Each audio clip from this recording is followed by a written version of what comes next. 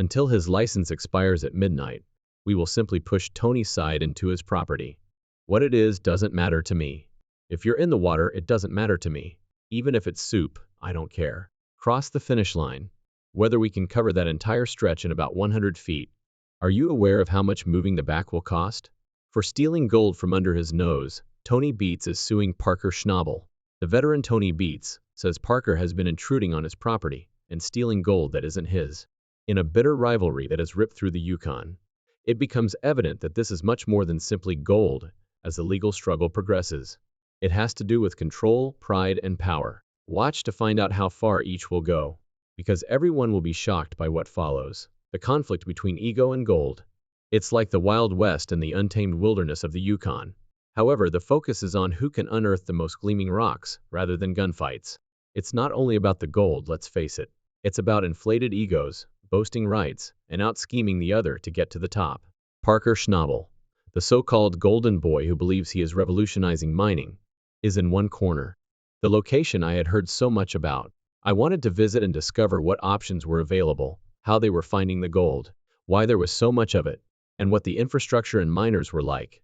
Tony Beets, the veteran who handles his operation as if it were still 1890, is in the other. Because the old ways are the only ones that make sense to him. The next step will either make history or bury dreams under tons of soil, and the stakes are higher than ever. 75% of what is currently on the hill must remain there. Like some old Viking warlord, the older miner is stomping all over the Klondike. It's all about massive museum-worthy machinery and dredges. His philosophy is straightforward. It will function today if it did so in the past. Anyone who disagrees is welcome to go hiking. He is unconcerned with fancy innovations and sparkling technology. Give him some diesel fuel and a 100-ton piece of metal, and he'll be ready to go. In contrast, the younger prospector is all about efficiency and the latest technology. He reminds me of that obnoxious nephew who is always informing his uncle that his typewriter is old. The young digger is not incorrect, but let's face it, we're talking about the dirt of the Yukon, not Silicon Valley. Their competition began quite innocently, resembling an awkward truce between a brazen apprentice and a master. The novice learned the ropes under the experienced miner's watchful eye, attempting to avoid being overwhelmed by the man's exaggerated demeanor. However, the relationship between them deteriorated as the young man's goals increased. As the apprentice began building his own empire complete with drones, sophisticated wash plants, and all the bells and whistles the old-timer hated, you could just hear the rumble. They quickly transitioned from a mentoring to outright hostility. And this season has seen the culmination of all that tension. That is a significant one. Having decent components, having good parts availability, and having people are some of the things that are difficult to do. Infrastructure present. Mining isn't the only aspect of this. No, this is private. For years they have been circling one another, and it is obvious that neither of them is prepared to give up. It changes with each season. Land leasing disputes, water access disputes, and most lately, the older prospector accused the younger one of stealing his gold. The old hands apparently didn't approve of the new miner's goals, since they seemed to stray too close to his rival's territory, claiming that the young gun has been infiltrating his property and stealing pieces of his gold like a cunning raccoon. He is now dragging the younger digger to court. Naturally, the younger man disputes it. But at this stage, is anyone really convinced by either of them? These two are skilled at blaming others and causing trouble. Never one to mince words. The senior dredger maintains that the young miners went from being daring risk-takers to downright thieves. It's almost poetry. The veteran is all about mining the old-fashioned way, and now he finds himself embroiled in a court battle that is as old-fashioned. He could have made a quiet settlement, but that's not his manner. To illustrate his point, he would much rather risk everything in front of a judge, who would be watching from all over the Yukon, and the audience who would be hooked to the performance. The dude enjoys a good fight, and what better way to show off his strength than by dragging his opponent through a court battle? However, the younger gold hunter is feigning indifference toward his opponent, claiming he is too preoccupied with achieving his absurd 5,000-ounce gold target. He may not express it directly, but he most likely believes the lawsuit is merely a diversion. And he plays that game. Continue to be focused, keep moving forward, and hope the elderly man simply burns himself out. Here's the problem, though. The experienced miner never burns out. He intensifies. And right now, that's precisely what's taking place. In this type of battle, the elder man's decades of tenacity matter more than the younger prospector's technological prowess. The lawsuit itself is only the beginning. It's like to witnessing two bulldozers approaching each other. They are all certain that they will win. According to the older miner, his competitors are invading and stealing his legitimately earned gold. Furthermore, he is not only interested in payment, he desires the bleeding of the youthful prospector. Money isn't the point. Dominance, territory, and putting the young upstart in his place are the main goals. Naturally, the younger guy's legal team is dismissing the entire situation as absurd, claiming that it is just another attempt by the elderly man to interfere with his business. The teenage diggers are attempting to maintain his crew's attention on the excavation in the meantime. The strain, however, is thicker than a Yukon frost, let's face it. It's high drama for the audience. Who is telling lies? Who is being honest? And more importantly, when everything is said and done, who will win? The veterans have experience and a strong determination, but the younger prospector may have youth and inventiveness on his side. Old school against new school is a typical conflict, and neither side appears prepared to back down. There will undoubtedly be a lot of posturing, accusations, and maybe threats in the courtroom scenes. The young digger will likely do his best to appear like the innocent party, which, let's face it, is a tough job at this point. While the older man already has that glare that suggests he's daring his adversary to betray him once more. Then there's the issue of the actual gold. There are far more serious consequences than just a legal problem if the young miner has been mining on his competitor's property, whether on purpose or unintentionally. It implies that his entire business might be jeopardized. It was very evident from the experienced prospectors. He's not merely here to get paid. He wants his opponent eliminated, or at the very least reduced in size. It's the sort of demand you would anticipate from someone who has dedicated their life to working in the fields and overcoming all the challenges the Yukon has to offer. Naturally, the young digger is fighting back because he has too much riding on his status as the golden prodigy to allow his opponent bully him. And admitting error would mean losing face. As Tony and Parker strain their crews to the breaking point, tension builds. They were both intent on winning. Innovation versus tradition. Parker Schnabel and Tony Beets are embroiled in a bitter dispute that is engulfing others around them. The miners who are actually performing the arduous labor are stuck in the middle though. As devoted as ever, the Vikings team is prepared to support him no matter what, because he is the type of man who would sacrifice everything for his team. The majority of the young boss crew are younger, and they are more focused on maintaining their jobs than getting embroiled in their leader feud. All they want is to accomplish their goals and stay out of the legal circus. However, it's difficult to maintain objectivity when their income is dependent on someone who is continuously at odds with the competition. Each side will gather evidence and summon witnesses, which in this case likely means a lot of grizzled miners with a chip on their shoulder. So the legal war will inevitably continue on. While the latter will contend that the elder is merely trying to undermine the youthful boss, the Viking side will attempt to demonstrate that the latter is a robber. It's disorganized. It's dramatic. It's precisely the type of content that entices visitors to return for more. Furthermore, the gold, the real reason any of them are out there, is almost an afterthought while all of this is going on. Because it's not about becoming wealthy right now. Winning is the goal. This rivalry serves as a reminder that gold mining is more than just extracting valuable minerals from the earth. Regardless of how it turns out, egos, resentments, and the desire to be the last person standing are all involved. Until the child is placed in his place, the veteran will not give up. Furthermore, the latter will not allow the former to manipulate him. It's a battle of the stubborn. And that's frequently the difference between who wins and who loses in the untamed Yukon, where nothing comes easily. The Yukon's terrain is just as harsh as the rivalry itself. Miners are forced to get their hands dirty there, and everything is stripped away, figuratively and literally at times. No one knows this better than both men, and every choice they make is based on that understanding. There are no comfortable, air-conditioned offices or days off, only dirt, enormous machines, and a never-ending struggle against the elements, time, and one another.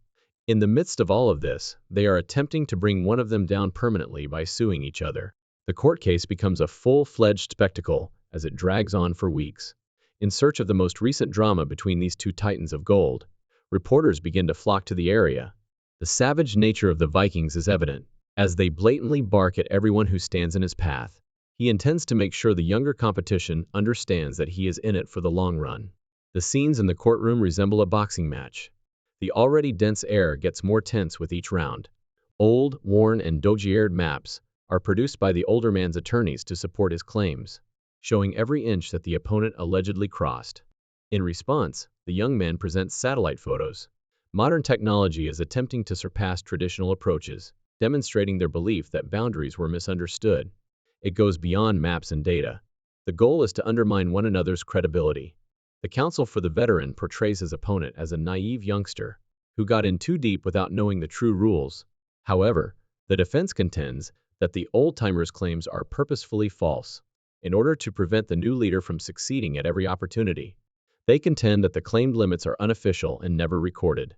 The combat is word for word and blow by blow, leaving both crews in a state of uncertainty, fearing that their hard-earned gold may suddenly belong to the other side, or that they will be unable to continue working.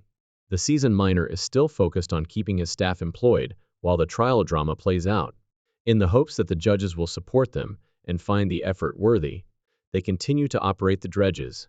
The Viking is obstinate, unyielding, and won't allow a legal battle to halt the mining operation. Huge mounds of pay dirt are produced when his machines plow into the ground. Additionally, it looks like the noise from his surgery gets louder. It sounds as though he's making sure the young contestant hears it each time they turn on a machine. While the adversary is sitting in a courtroom, he is aware that he will still retain the gold he extracted from the ground even if the lawsuit doesn't turn out well for him.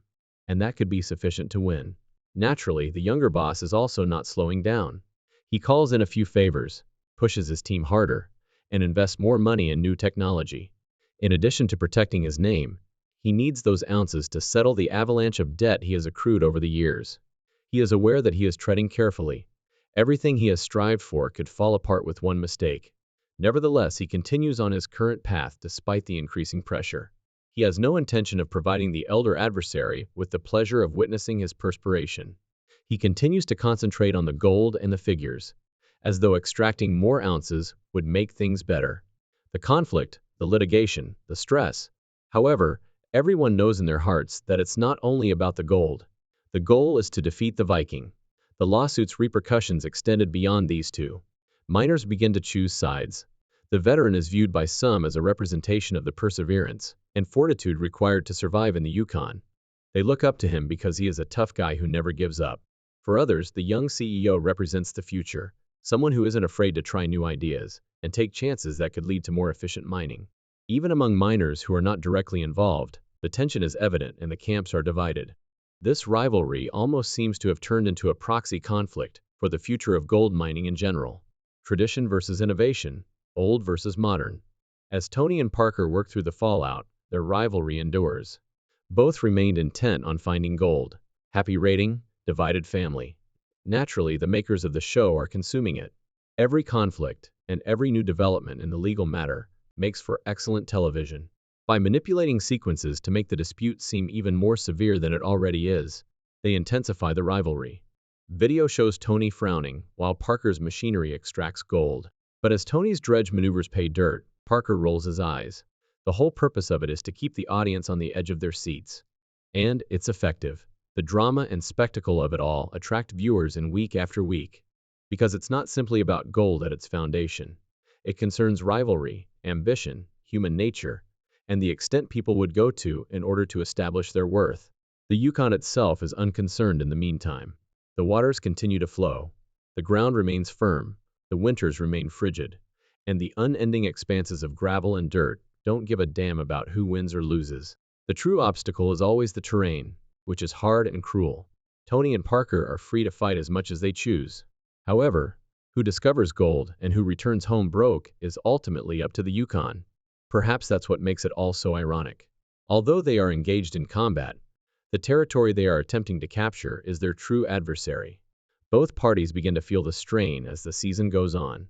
Always extremely devoted, Tony's crew starts to wonder how much longer they can do this. The arduous work Tony requires of them, the long hours, and the uncertainty of the litigation. All of this is beginning to wear them down. They're worn out. They're annoyed. They are also concerned, despite their refusal to express it to Tony directly. What happens if the court rules in favor of Parker? What if all of our effort is in vain? Knowing that every ounce they pull now could have an impact in the courts later, Tony is pushing them harder than ever. They respect him enough to continue, because he won't let them slack down. However, the fissures are beginning to appear. It's not much better for Parker's crew. They are youthful and full of ambition, yet they are also worn out. It's challenging to keep up with Parker's unrelenting drive, even while people respect it. Like a threatening cloud, the lawsuit hangs above them, and they are aware that Parker's defeat might result in layoffs, a total shutdown of operations, or worse. Parker makes an effort to lift their spirits by telling them that everything will be all right and that all they need to do is keep digging and pushing. However, even he is aware that there are no assurances. In the hopes that they will still have jobs and the right to work when everything is said and done, they are all merely attempting to get through it one day at a time. Witnesses are called, evidence is produced, and both sides are digging in their heels as the courtroom drama continues. Experts are brought in by Tony's side to provide testimony regarding historical contracts, mining borders, and the claim's background. With their own specialists, Parker's team responds that Tony's boundaries are out of date and that Parker had every right to mine where he did. Technicalities and paperwork are at odds, and neither side appears prepared to compromise. Everyone waits to see what the judge's final decision will be, while he listens and takes notes. Returning to the claims, the process continues. Tony continues to push his crew to the limit and drag. He is aware that stopping now would be interpreted by Parker as a sign of weakness, and Tony cannot permit that.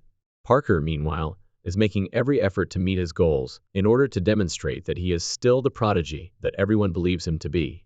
There is an almost intolerable amount of tension between them. Every man is attempting to outsmart, outwork, and outlast the other.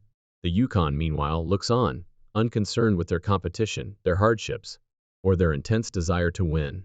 The verdict is nearly unimpressive when it is ultimately rendered.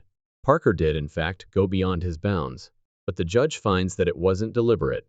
Although Tony will receive some compensation and a punishment, it is not the devastating blow he had hoped for. Parker lets out a sigh of comfort. He may continue mining, owns his claims, and is still in the game. Despite his obvious disappointment, Tony accepts it.